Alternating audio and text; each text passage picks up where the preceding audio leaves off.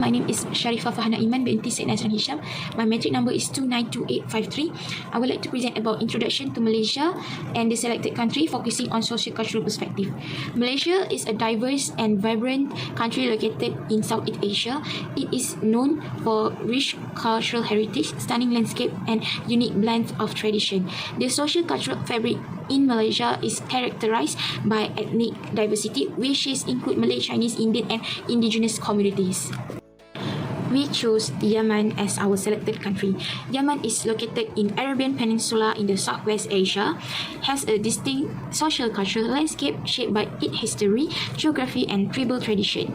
For cultural heritage, Yemen has a rich cultural heritage influenced by ancient civilization, including the Sabian, Himyarite, and Hadramaut Kingdom.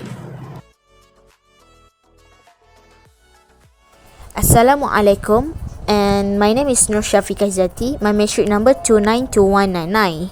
The comparison of a culture norms in greeting between Yemen and Malaysia is Yemen, when they meet their male friends, they kiss a cheek. Different with Malaysia, they only use a handshake or a little bit bow to someone older than them, and it is for male and male.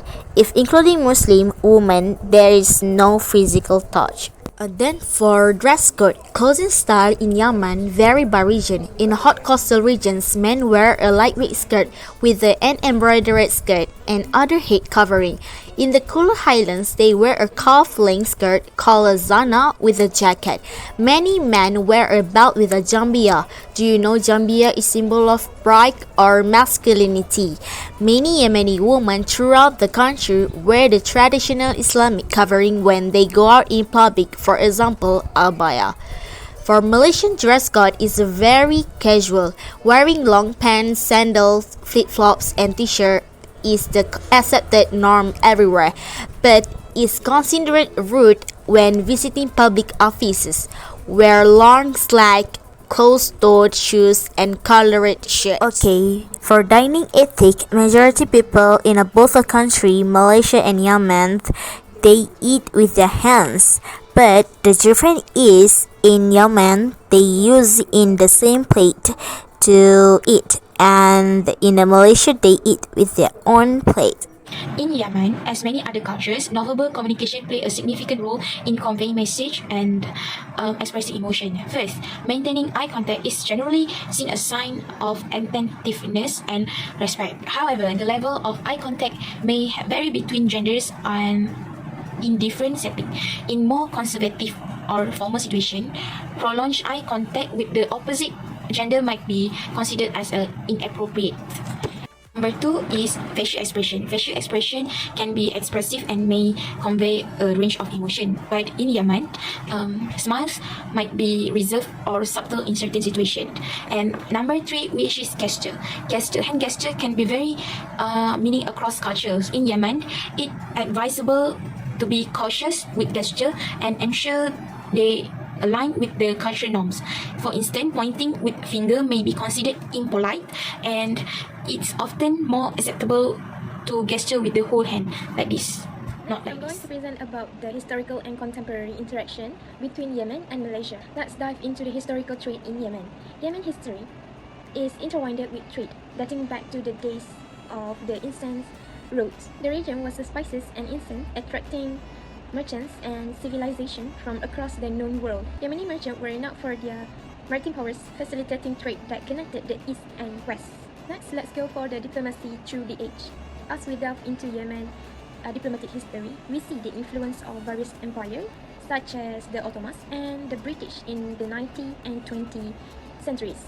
Post-independence, Yemen engaged in regional diplomacy, forming alliances and navigating complex geopolitical landscape. Next, about the tourism in Yemen through times. Yemen historical allure for tourists with its ancient cities, unique architecture, and captivating landscape has been declined due to political instability and security concerns.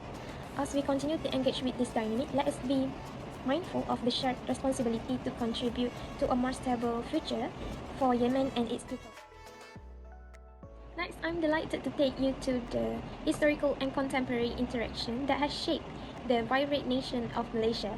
Today, we will explore the historical foundation and contemporary dynamic that define Malaysia's interaction with the world.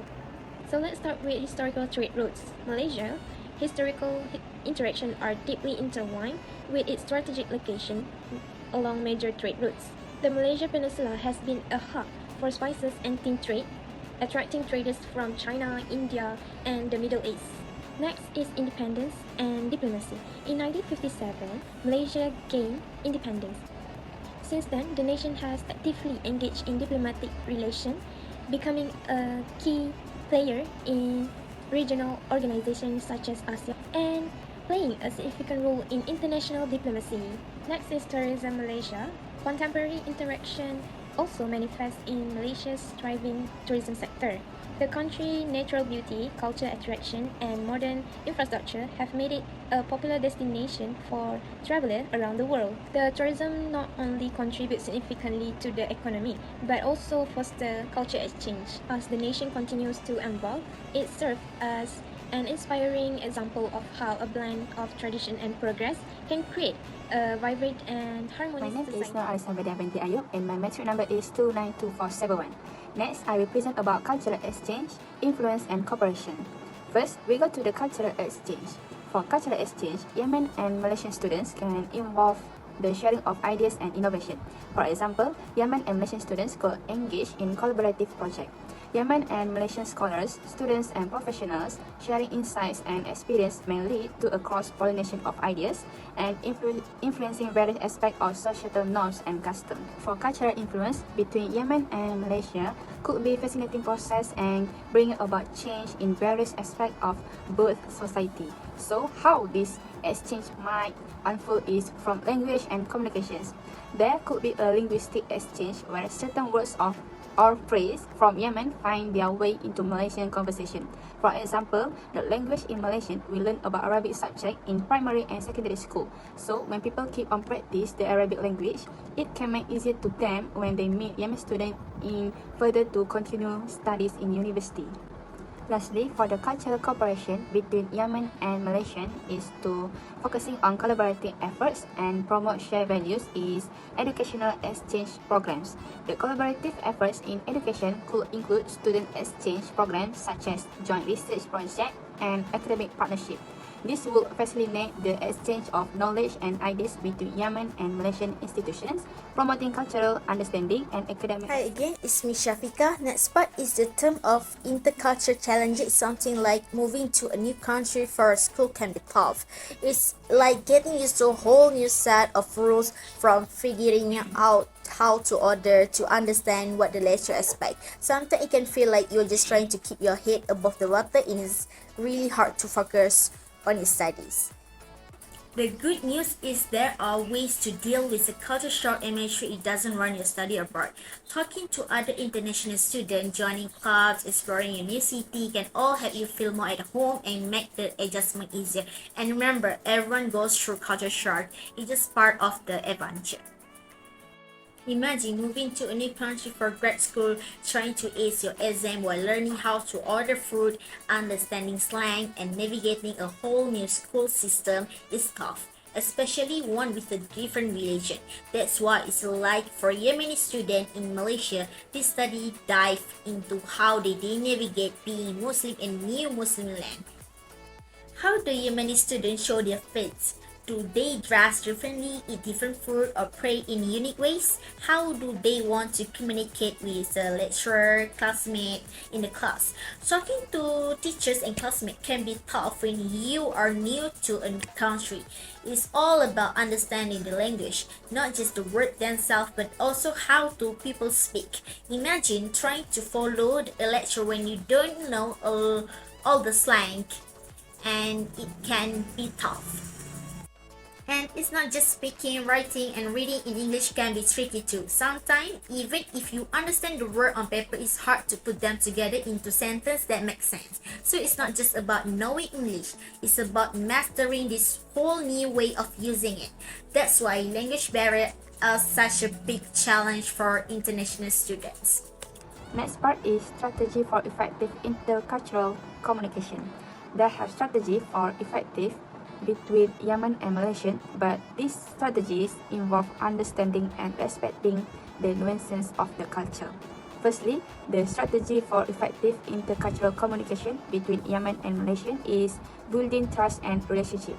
This strategy requires a thoughtful and culturally sensitivity approach. To build trust and relationship is both countries should to establishing cultural awareness such as mutual understanding.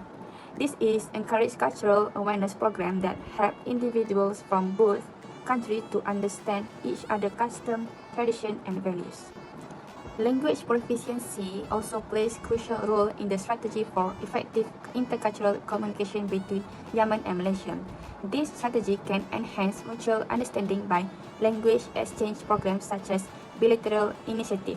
They can promote language exchange program between Yemen and Malaysia and involve organized language learning partnerships where individuals from Yemen and Malaysia pair with language learners from the other.